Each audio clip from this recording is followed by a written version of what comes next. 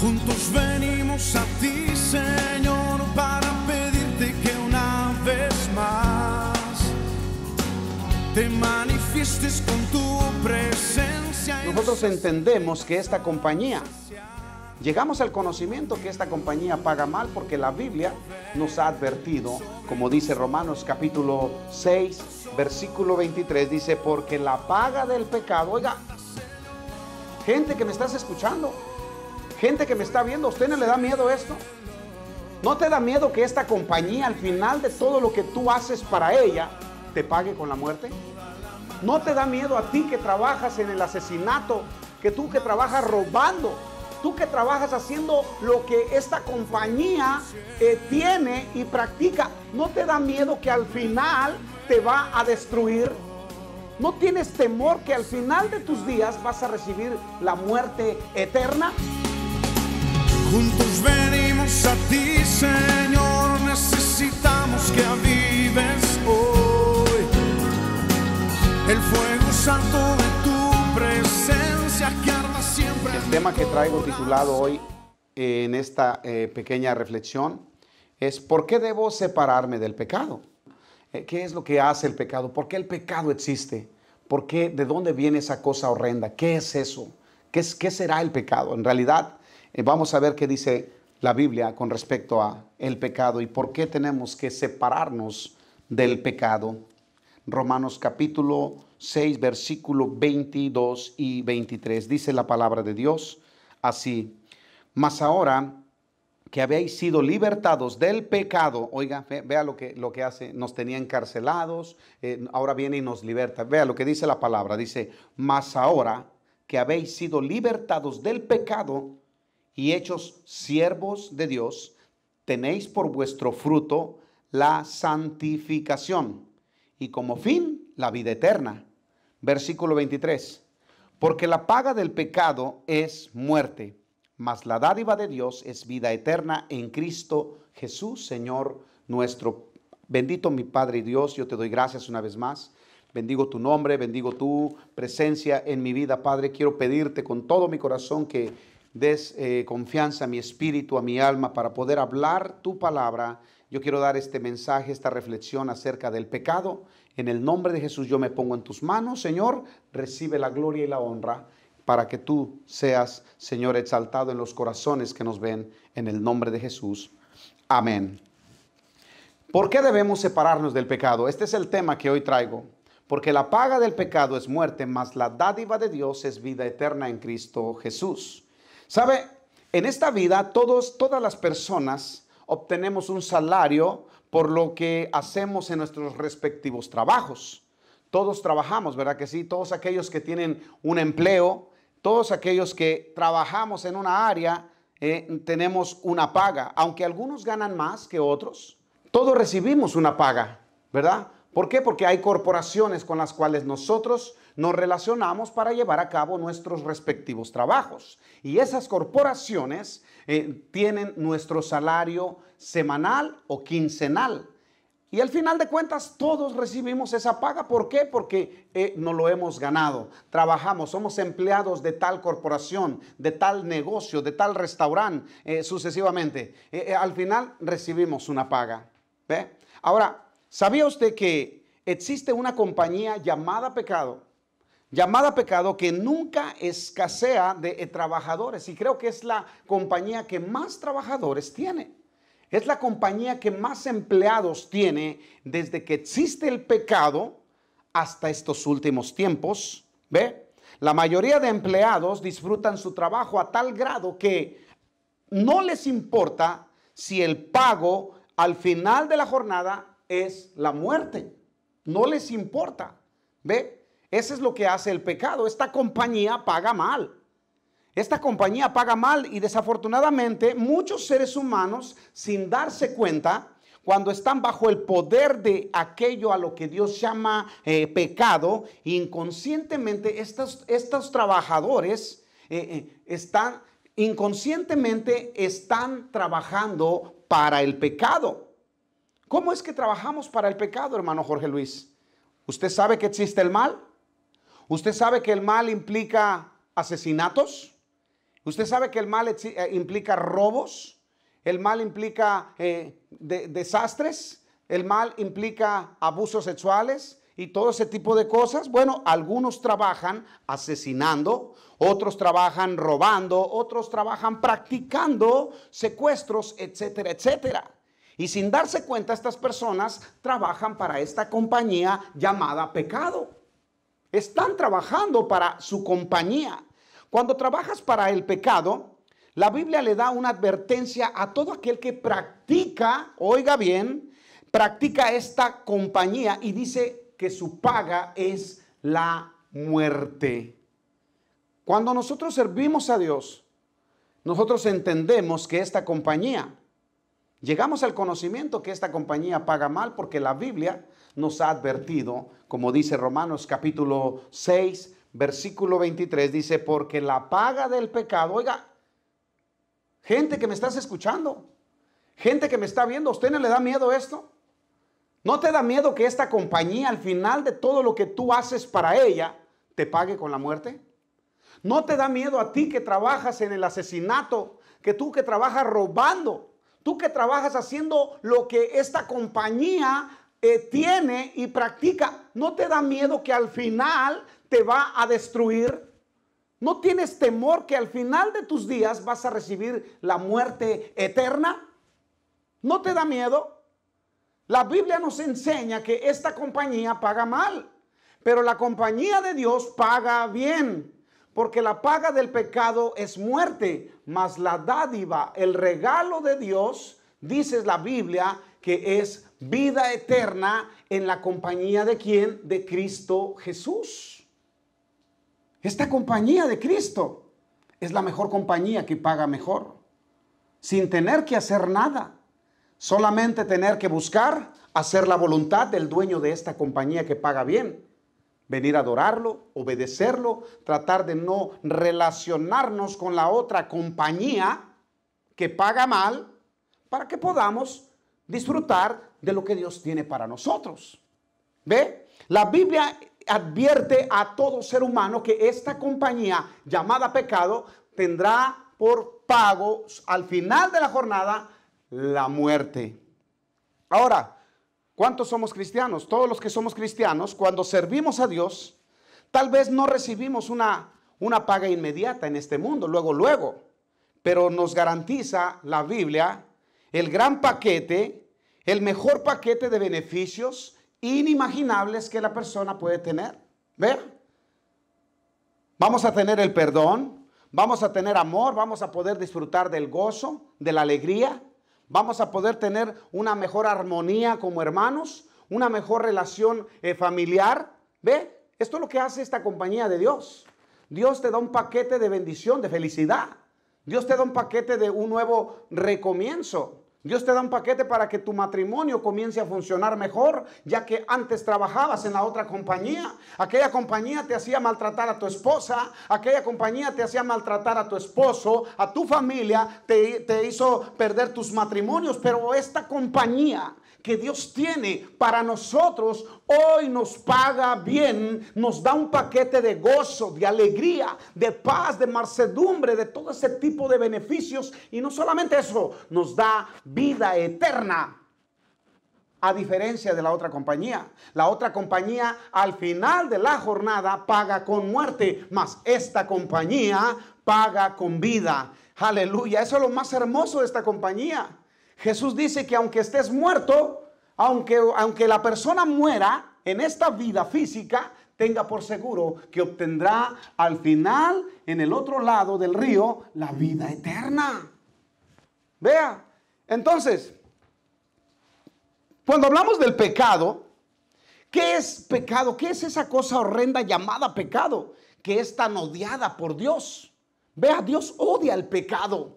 Dios odia esto que se llama pecado, pero ¿por qué es tan agradable para los hombres? Esa es la pregunta.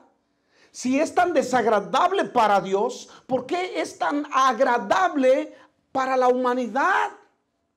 Para aquellos que quieren satisfacer su vida carnal en el pecado.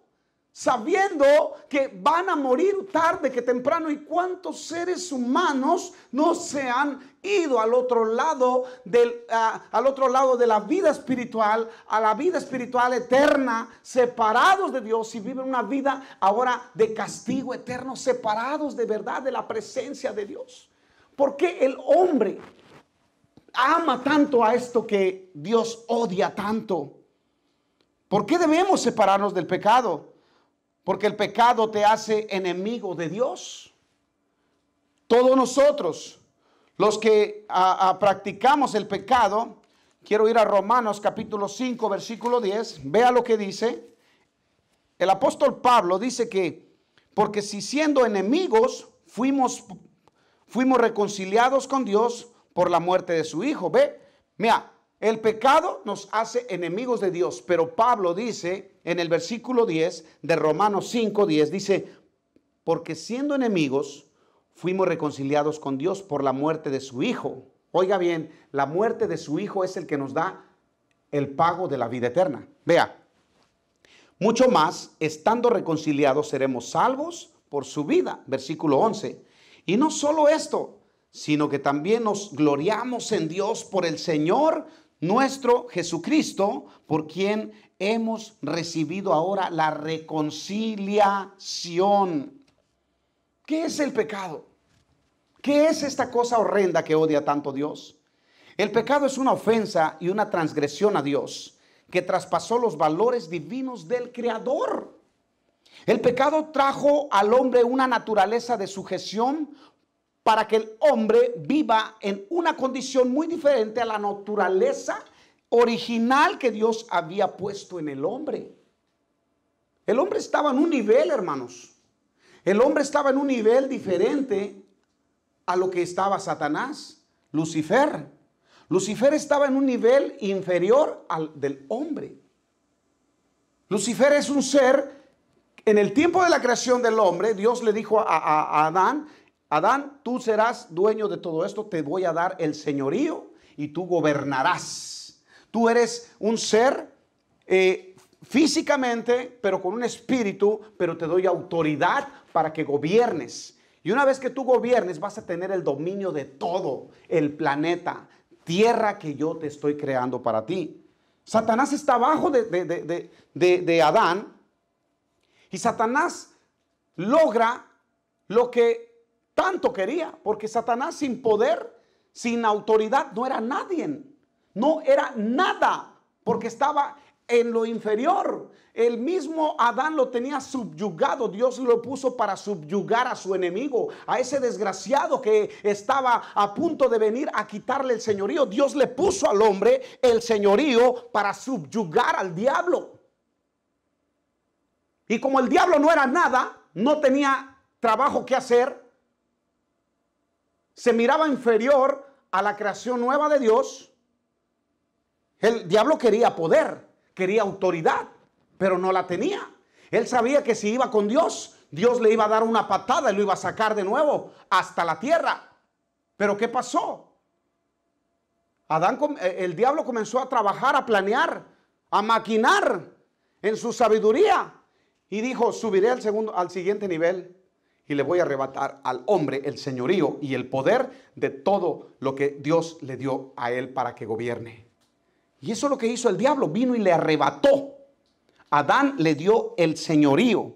Cuando Adán tenía la naturaleza original, Adán tenía acceso a la presencia de Dios. Adán tenía acceso a tener comunión con Dios, tenía dominio y señorío de todas las cosas que Dios había creado para él. Vea. Esto era en la naturaleza original, pero cuando el diablo le arrebató el poder, la autoridad, hizo una división entre Dios y el hombre. Logró su objetivo, hacer una grieta entre ambos lados. Cuando Satanás logró introducir el pecado dio a luz la muerte. La muerte se dividió en tres formas. En la muerte física, naces y mueres. Adán nació y murió, no enseguida, pero murió a su debido tiempo. Muerte física. Muerte espiritual. Vivió el hombre vive hoy en día con la muerte espiritual. ¿Cómo se activa la muerte espiritual? ¿Cómo podemos darnos cuenta que hay muerte espiritual? Cuando la persona está alejada de Dios y está en la compañía del pecado. Está practicando más el pecado y lejos de la presencia de Dios. Sabiendo que Dios tiene una palabra, sabiendo que Dios tiene salvación en su palabra, el hombre rechaza la palabra, rechaza la verdad. ¿Por qué? Porque vive en una vida espiritual muerta en su totalidad.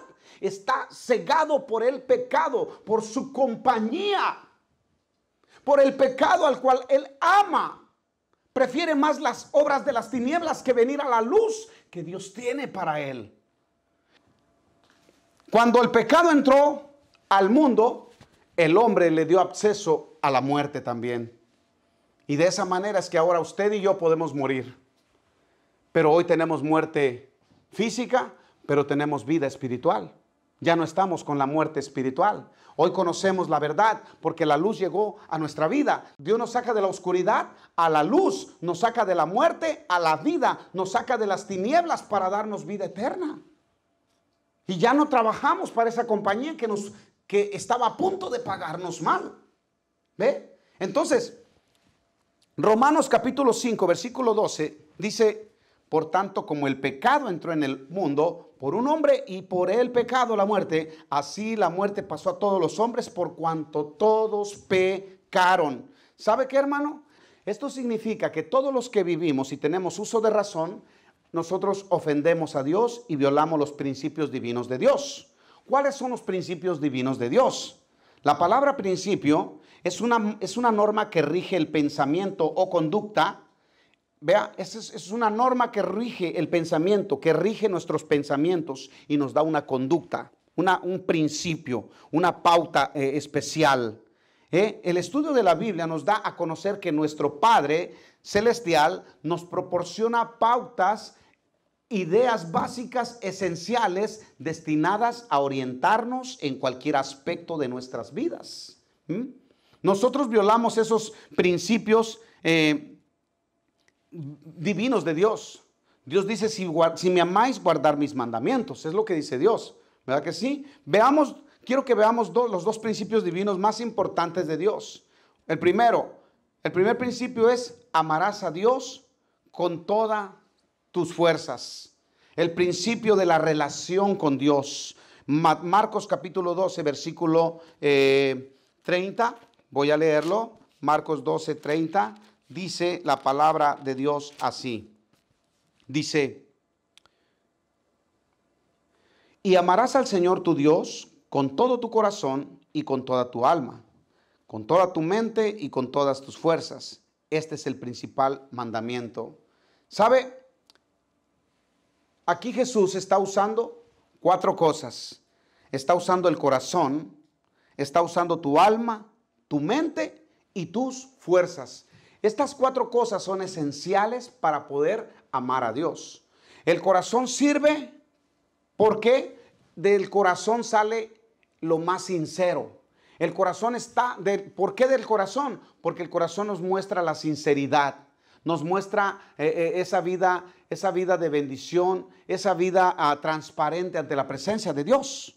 ¿Ve? Con toda tu alma, que tú lo deseas, Señor, yo te entrego todo mi ser es tuyo, Señor, yo soy tuyo. Y con toda tu mente, con el conocimiento, Señor, yo no puedo darle acceso a otros pensamientos, sino solo a ti, Señor. Mi mente piensa en ti, Señor. Cuando voy a mi trabajo, Señor, yo pienso en ti porque te amo. Estoy enamorado de ti, Señor. Cuando voy a mi casa, Señor, voy manejando, estoy pensando en ti. Estoy amando a Dios con toda mi mente, con todo mi corazón, con toda mi mente, con toda mi alma, con toda mi mente y con todas mis fuerzas. Cuando me someto a la oración, me estoy humillando a su presencia. Estoy declarando que Dios es el Señor en mi vida y reconozco, Señor, con todas mis fuerzas que tú eres mi Dios. Eso es amar a Dios, hermano. Con todas tus fuerzas, que cuando el deseo, la tentación venga a ti, tus fuerzas te hacen reaccionar, que tú no perteneces a lo que el pecado te está ofreciendo, sino más bien perteneces al que amas, al que adoras, al que exaltas, porque lo haces con todas tus fuerzas. Cuando dice con todas tus fuerzas no caerán en las garras mentirosas del pecado para debilitarte, y eso es lo que quiere hacer. El pecado te quiere debilitar tus fuerzas, pero cuando tú las usas con todas tus fuerzas, no es a medias, es con todas tus fuerzas, tú peleas, tú rechazas porque amas con todas tus fuerzas a Dios. Es de esa manera que tú aprendes a amar a Dios. Es de esa manera que Dios dijo, Jesús dijo, amarás al Señor tu Dios con todo tu corazón, con toda tu alma y con toda tu mente y con todas tus fuerzas. Este mismo principio se aplica al segundo, porque Jesús dijo que el principio, el número 2, sería igual al primero, o sea, amarás a tu prójimo como a ti mismo. Marcos capítulo 12, versículo 31, Jesús dijo, y el segundo es semejante al anterior, dice, amarás a tu prójimo como a ti mismo. Y es que entre nosotros como seres humanos, hermanos, tenemos que aprender a aplicar los principios del amor que tenemos con Dios, aplicarlo al prójimo, que también es parte de la creación de Dios. El hecho de que el inconverso no sea hijo de Dios no significa que no es parte que deja de ser mi prójimo. Él es mi prójimo y porque es creación de Dios, yo tengo que amarlo, porque Dios ama al pecador como ama a su hijo. Entonces el hijo debe de amar al prójimo para convertirlo un día en hermano como hijo de Dios. ¿Vea? Eso es lo hermoso del amor. El amor tiene principios maravillosos. Dice el segundo es semejante. Dice, amarás a tu prójimo como a ti mismo. ¿Vea? ¿Cuánto tú te amas? A ver, date un martillazo ahorita aquí en la mano. Yo te aseguro, si yo te dijera, a ver, hermano, dese un martillazo en la mano. Es más, péguese 2 martillazos en cada dedo. ¿Usted se los daría? Claro que no. ¿Por qué? Porque usted sabe que es consciente que le va a doler. Y esa conciencia le dice a usted que no es capaz de hacerlo porque usted se ama a sí mismo. No, ¿cómo voy a destruir mis dedos? Me amo, me quiero, yo me amo a mí mismo. ¿Ve? Entonces, de esa manera, a usted le debe de doler su prójimo. Si su prójimo tiene necesidad, usted debe de buscar la manera de cómo ayudarlo porque lo ama. Porque usted aplica el principio del amor de Dios. O sea, usted ama a Dios, Dios le pone la transferencia del amor y usted lo transfiere a aquel que lo necesita. ¿Ve? ¿De qué manera violamos los principios divinos de Dios?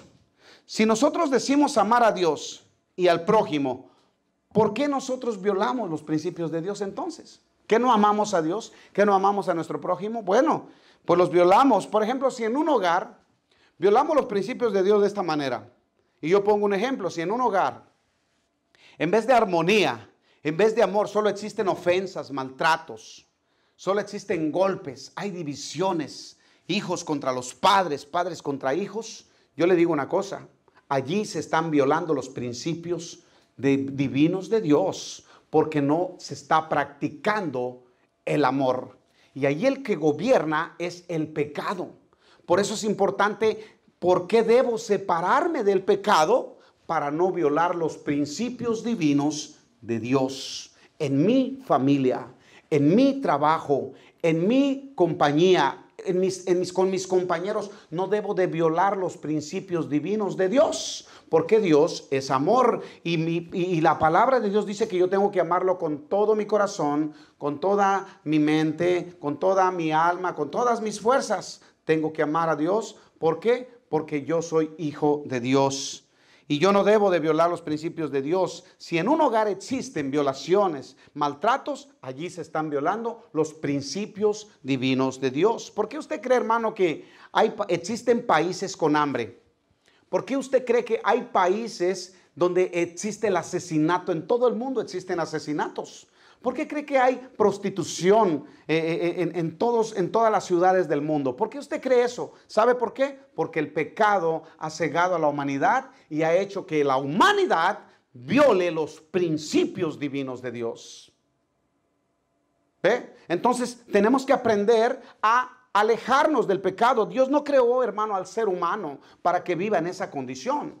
Dios no creó al hombre para que viva matando a otro ser humano. Dios no creó a una mujer prostituyéndose para poder ganar dinero. Dios no creó a un matrimonio para que se estuvieran destruyendo y separándose. Dios creó al matrimonio para amarse. Dios creó a la mujer para que el hombre tuviera una mujer con quien casarse. Dios creó al ser humano para que ambos nos amemos los unos a los otros, porque es el amor de Dios. Ese es uno de los principios más importantes que se necesitan en estos tiempos. El amor de Dios accionando en el prójimo. Pero como la compañía del pecado los tiene cegados, bueno, pues ahí está el problema. Ahí es donde estamos viendo que el pecado ha derrotado a la humanidad, llevándola subyugándola bajo su dominio, bajo su poder. ¿Por qué? Porque los ha logrado engañar. Ahora, ¿por qué debemos separarnos del pecado? Porque el pecado trae consecuencias destructivas. El pecado tiene posiciones y hacen creer al hombre que esas posiciones son todo en la vida, que ya no hay de otra. No, pues es que yo robo porque ya no hay de otra. Vea lo que hace el pecado. Oye, ¿por qué no trabajas? ¿Por qué te dedicas a esto? Hay documentales de gente que matan gente, se dedican a tales cosas y dicen, no, pues porque no hay de otra. Hermano, sí hay de otra. La vida está llena de oportunidades. Solo que el pecado los ha engañado. El pecado los tiene cegados. ¿Cuáles son las posiciones que el pecado usa antes de dar su pago final? ¿Sabía usted que el pecado tiene posiciones dispuestas, abiertas, antes de dar su pago final para muchas personas que quieren trabajar para el pecado? ¿Usted sabía que el pecado tiene esas posiciones vigentes? Una de esas posiciones vigentes es que empobrece de vida espiritual. ¿Sabe qué? El pecado te roba la riqueza espiritual que está en ti. El pecado sabe que tú eres un ser creado a la imagen de Dios. Y como eres un ser creado a la imagen de Dios, el pecado sabe, el diablo sabe que dentro de ti hay adoración que le pertenece a Dios. Hay obediencia que le pertenece a Dios. Hay un hombre que está dispuesto al servicio de Dios para llevar su nombre en alto en esta tierra. Pero como está pobre espiritualmente, como no hay vida espiritual, el hombre no puede ver que está pobre espiritualmente. Y esa es una realidad hoy en este día. En estos tiempos hay mucha vida pobre espiritualmente. No solamente en el mundo exterior, dentro de la iglesia hay mucha pobreza espiritual. Hay muchos hermanos que hoy en día ya no levantan sus manos porque están pobres espiritualmente. Porque el pecado ha logrado insertar la pobreza en sus vidas y se han convertido, aunque vienen a la iglesia, se han convertido en empleados del pecado. Porque no adoran a Dios, porque no buscan su rostro, no buscan su presencia, porque están pobres espiritualmente, aceptando la posición de la compañía del pecado que los tiene trabajando para él. Hoy ya la gente no levanta sus manos. Hoy tienes que decirle que levante sus manos para adorar a Dios. Hoy tú le dices que levante, que den una palma de alabanzas a Dios. Se la dan porque yo se los estoy diciendo, porque el predicador se lo dice. Pero que salga de tu corazón, que no estoy hablando que amarás a Dios con todo tu corazón. ¿Sabes por qué? Porque estás pobre espiritualmente. Tu corazón no reacciona cuando se tiene que amar a Dios. Y si tú vienes a la iglesia es porque vienes a amar, a dar tu adoración, tu agradecimiento por lo que Dios ha hecho en tu vida. ¿Ve? Eso es lo que funciona así el ser humano. Cuando hay pobreza espiritual, no hay alabanza. Cuando hay pobreza espiritual, no hay adoración, no hay búsqueda de la presencia de Dios. Te aburre el culto, te aburre la alabanza, ya no quieres venir ni a la iglesia. ¿Para qué vienes? Mejor ni vengas, porque más te es pecado y te condenas más. Y si vienes, mejor ver y dile, Señor, levántame. Mira, me siento frío, Señor, sé sincero con Dios. Es que el hombre tiene que ser sincero con Dios. Tú no puedes vivir una vida cristiana todo el tiempo, venir apagado. Tú tienes que venir con el propósito de hablar con papá y decirle, papá, papi, me siento así. No tengo ganas de adorarte, pero ¿puedes hacer algo por mí? Dios lo va a hacer. Dios te va a bendecir, pero es que no has pedido. La Biblia dice que el que pide recibe. El que busca es que no buscas. Es que no buscas, no tocas. No se te da porque no tocas. No buscas, Dios no te va a dar. El que no clama, el que no habla, pues Dios no lo va a escuchar, hermano. Jeremías 33:3 dice, clámame a mí. Yo tengo los oídos abiertos, clama y yo te voy a responder. Y cuando yo te responda, te voy a enseñar las cosas que tú has olvidado, cosas que no conoces. Yo te las voy a dar, te las voy a mostrar y serás más mejor que lo que fuiste ayer. Sí, pero la gente no quiere. Prefieren vivir una vida pobre espiritualmente y venir a criticar al hermano, al pastor, a la hermana, al líder, a todo lo que ve la iglesia lo critican. ¿Por qué? Porque hay vida espiritual. No puedes vivir una vida de esas. No puedes darte el lujo de vivir una vida pobre espiritualmente. La persona que vive una vida es pobre espiritualmente. Es una persona que ha perdido la visión. Es una persona que ha perdido la identidad. Ya no se sabe si es hijo de Dios o es hijo del diablo. No se sabe si es hijo de la gracia o es hijo del pecado. Ha perdido visión, ha perdido la identidad de lo que era antes y ahora es pobre espiritualmente porque cree. Otra de las posiciones que el pecado tiene antes de dar su pago final es que usa la enfermedad física. Esa enfermedad física que quebranta el corazón. ¿Cuántas enfermedades, hermanos? ¿Cuántas personas no vemos sufriendo de cáncer, de diabetes, que le cortaron el pie a una hermana, a un hermano? El pecado trajo ese dolor al cuerpo físico. El cuerpo físico fue creado para la alabanza de la gloria de Dios, no para recibir enfermedades que el pecado trae. El pecado hace ese uso y cuando el pecado mete la enfermedad de una persona, hermano, trata de dominarle la fe, le trata de romper, quebrantar la fe para que no crea en Dios, pero la persona debe de aferrarse a Dios, aunque sienta el dolor, hermano, pasa la prueba, que al final ese cuerpo en el que tú estás sufriendo, un día vas a salir de ese cuerpo y vas a vivir la vida eterna. Recuerda, Cristo te da la vida eterna. La Biblia dice que la paga del pecado es muerte, mas la dádiva de Dios es vida eterna en Cristo Jesús, Señor nuestro. Pero resiste, que pronto terminará ese dolor y un día ese pecado, la muerte, tendrá su paga en el lago de fuego y tú gozarás la vida eterna. Eso es lo que hace el pecado. Trae la enfermedad física y hace sufrir el alma, hace sufrir el corazón. Pero qué bueno que contamos con el Hijo de Dios, que nos da la bendición de que un día le veremos cara a cara y saldremos de ese cuerpo de enfermedad. Otra de las posiciones que el pecado usa antes de dar su pago final es que usa la cárcel para retener el potencial del hombre. Saúl, hermano, ¿cuántos millones de personas que fueron creadas a la imagen de Dios, con el potencial de realizar sus sueños y metas, oiga, hoy en día están cautivos por el pecado? Hoy en día están atados bajo una cárcel espiritual. Esa cárcel del vicio, esa cárcel de la droga. ¿Cuántas personas no vemos ahí rumbadas, caídas, tiradas en un lugar sucio, lleno de basura? Hombres que tienen el potencial, aleluya, libros que están encerrados en esa cárcel, libros que ya no van a volver a escribirse, canciones que ya no van a volver a ser cantadas porque están en la cárcel. El pecado logró encerrarlos, logró encerrar el potencial, logró encerrar su propósito. Hermano, tienes que aprender que Dios trae libertad para que tú comiences a vivir una vida nueva a la que Dios te quiere llevar, una vida de bendición. Pero debes de creer que Dios está contigo para que seas libre del pecado que mora en tu vida y te ata en la cárcel espiritual. Otro punto más que usa el pecado es que usa la ceguera para que viendo no puedan ver su identidad como hijos de Dios. Oiga, aunque muchos viven engañados asegurando que todos los hombres somos hijos de Dios, la realidad no es esa. La mayoría dicen que todos somos hijos de Dios, pero todos somos creación de Dios, porque dice la palabra de Dios que a lo suyo vino,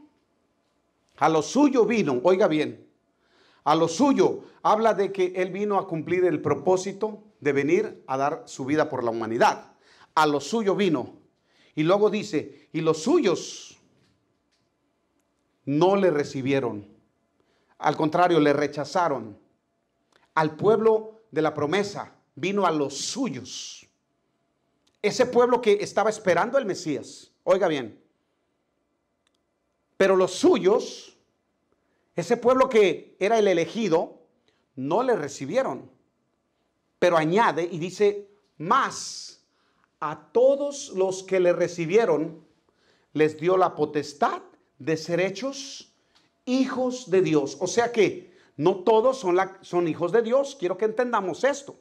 Si hay una persona que no es cristiana y no ha recibido usted a Jesucristo, pero usted dice que es hijo de Dios, desde ahorita le digo, usted no es hijo de Dios, porque hasta ahorita no lo ha confesado, según Romanos capítulo 10, versículo 9, que si confesares con tu boca que Jesús es el Señor y creyeres en tu corazón que Dios lo levantó de entre los muertos, serás salvo, porque con el corazón se cree para justicia, pero con la boca se confiesa para salvación. Y si tú confiesas para salvación a Jesucristo en tu vida, tú te conviertes, aleluya, hijo de Dios, porque le has recibido.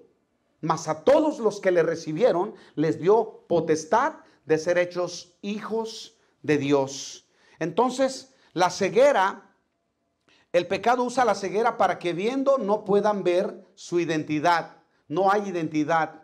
Vea, porque cuando hay identidad, usted sabe de dónde viene, para dónde va y quién es, a qué ha venido a esta tierra como hijo de Dios. Usted sabe que hoy es hijo de Dios, entonces le ha recibido usted. Esa es una de las cosas que usa el enemigo. Usa la ceguera para que viendo no puedan ver su identidad como hijos de Dios. Y muchos se confunden, que piensan que todos son hijos de Dios, cuando no todos son hijos de Dios. Jesús le dijo a los fariseos, vosotros sois de vuestro padre el diablo, y los deseos de vuestro padre queréis hacer. Entonces hay una gran diferencia entre hijos de Dios e hijos del diablo. ¿Qué es lo que practica el diablo? Él practica el diablo en el pecado, la sexualidad, la inmoralidad, el deseo carnal, el adulterio, la fornicación, sexo, hombres con hombres, mujeres con mujeres, cerveza, vino, licor, bailes, todo ese tipo de cosas. Eso es lo que pertenece a la compañía del pecado. Pero los hijos de Dios participamos en la alabanza, en la adoración, en la obediencia, en trabajar una vida más íntegra, tener una relación más íntegra con nuestra familia, nuestra esposa. Fallamos, yo fallo, todos fallamos, ¿verdad que sí? Usted falla. Entonces nuestro trabajo es solamente, como hijo de Dios, tengo la convicción de pedir perdón y reconciliarme nuevamente todos los días con Dios. Esa es la gran diferencia.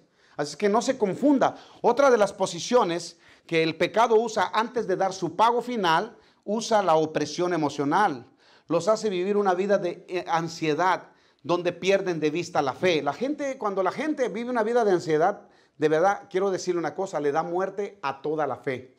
Le da muerte a toda esperanza, porque no quiere saber más nada. Ella piensa que lo que está haciendo es correcto. Sus emociones la llevan a unos pensamientos donde se queda cautiva por lo que ella cree en ese momento. O sea que en su mente está el campo de su batalla. El diablo ha logrado vencerla. Y en la mente es donde si hay algo que Dios no le prohibió al diablo, es el campo de la mente. Y tenemos que entender eso, que cuando Dios no le prohíbe el campo de la mente se convierte en el campo de la batalla, donde la persona va a decidir a quién le va a dar la mente, o sea, al diablo o a Dios. ¿Ve? Si le da la mente al diablo, el diablo ha poseído a través de la ansiedad, a través de la manera negativa de vivir y al final darle el tiro de gracia para que la persona pierda de vista la oportunidad o la última esperanza que tenía. Entonces el diablo quiere tu mente, Dios también quiere tu mente. ¿A quién se la vas a dar? Entonces es allí donde tienes que aprender que el pecado usa la opresión, te opresiona a través de los problemas, eres oprimido de los problemas, te da opresión emocional, de enfermedad, te pones nervioso, tomas malas decisiones, ¿verdad? Haces morir la esperanza porque su mente fue vencida en el terreno del opresor Satanás. Ahora, Dios nunca deja caído a lo más preciado de su creación. Dios tiene a uno que puede deshacer las obras del diablo. Ya vimos lo que hace el pecado, pero ahora quiero que veamos lo que hace Cristo. Voy a leer este versículo. Cristo es el único que vino para darle libertad a nuestra vida. Lucas capítulo 4, versículo 18, dice: el Espíritu del Señor está sobre mí, por cuanto me ha ungido para dar buenas nuevas a los pobres. Vea, pobreza espiritual. Jesús viene para darle riqueza a los pobres espiritualmente. Y luego dice, me ha enviado, oiga bien, a sanar, vea, a los quebrantados de corazón, a sanar. ¿Ve? ¿Se recuerda la enfermedad física que el pecado usa para que la persona sufra? Pues Cristo viene a sanar al quebrantado del corazón. Porque en el corazón es donde se siente el dolor, donde se siente la angustia. Jesús viene para darte sanidad, donde te da bendición de sanidad eterna. Y luego dice, a pregonar libertad a los cautivos. ¿Se recuerda? Usa la cárcel para retener el potencial del hombre. Cristo viene, te da la libertad. ¿A cuántos no nos ha sacado Dios del anonimato? ¿A cuántos Dios no nos ha sacado de la escoria, de la porquería? ¿Cuántos no fuimos libres y hoy somos hombres diferentes? ¿Sabes por qué? Porque hubo alguien que vino a dar su vida por ti, por mí, para libertarnos de la cárcel opresora del pecado. Y Cristo vino para darnos bendición, vida eterna en su persona perfecta. Aleluya. Eso es lo que hace Cristo, viene para libertar a los cautivos. Y luego dice, y vista a los ciegos. ¿Se recuerda que viendo no puedan ver? Dios quiere darle vista al ciego, aquel que no ve, aquel que está perdido en sus delitos y pecados. Dios te trae vista para que veas su gloria, para que tú aprendas a discernir entre el bien y el mal, para que aprendas a ver entre lo que hace el pecado y lo que hace la gracia de Dios. Te da vista, te da la luz, te da la vida. Aleluya. Y vista a los ciegos, dice, y a poner en libertad a los oprimidos. ¿Ve? ¿Se recuerda el pecado? Usa la opresión emocional. O sea, te saca de ti mismo, te saca de tu mente, te liberta de tus propios pensamientos negativos. Viene a libertarte de ti mismo, del campo donde tú fuiste atado, donde fuiste vencido. Pero ahora, cuando Cristo viene al campo de la batalla, Él pelea por ti. Éxodo 14:14 dice su palabra, que Jehová peleará por vosotros y vosotros estaréis tranquilos para darle, aleluya, la gloria a Dios, hermano. Entonces no podemos perder de vista que Cristo es el que nos liberta, el que nos sana, nos da vista, nos liberta de la opresión y nos da vida eterna. ¿Ve? Él es la compañía más especial que podemos tener en nuestra vida. La compañía que nos paga mejor que el pecado. El pecado te da muerte, pero la dádiva de Dios te da vida eterna en Cristo Jesús, Señor nuestro. ¿Por qué debo separarme del pecado? ¿Por qué? Porque el pecado me separa de mi Señor. Porque el pecado me separa de mi Creador. Es tiempo de activar tu relación con Dios. Si has dejado tu relación con Dios, hoy es tiempo de activarla. Cuando tú activas la relación con Dios, se comienzan a iluminar los senderos oscuros de tu vida alrededor tuyo. Tienes que aprender a activar esa relación con Dios para que te ilumine en el momento del caos. No olvides que el pecado te roba las bendiciones que Dios tiene para ti.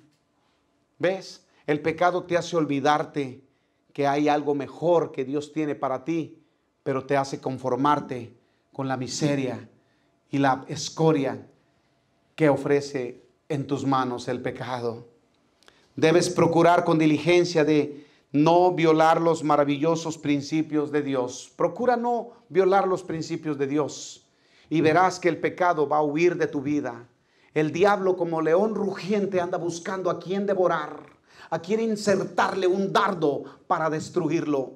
Él quiere que tú violes los principios divinos de Dios, la moral de Dios. Que no apliques el amor, que no apliques la misericordia, que no apliques el respeto hacia los demás. El diablo eso es lo que no quiere, pero Dios quiere que apliques su amor, sus principios bíblicos. Yo quiero invitarte que levantes tu mano. Quiero invitarte a que te apartes del pecado. El pecado nos ha separado de Dios en muchas áreas. Yo bendigo tu nombre, Señor, en esta tarde. y que esta palabra le haya sido de bendición a aquellos que necesitan de tu presencia. ¿Por qué debo separarme del pecado? Porque el pecado me separa de ti, me separa de Dios. Por eso me someto a tu presencia en el nombre de Jesús. Amén.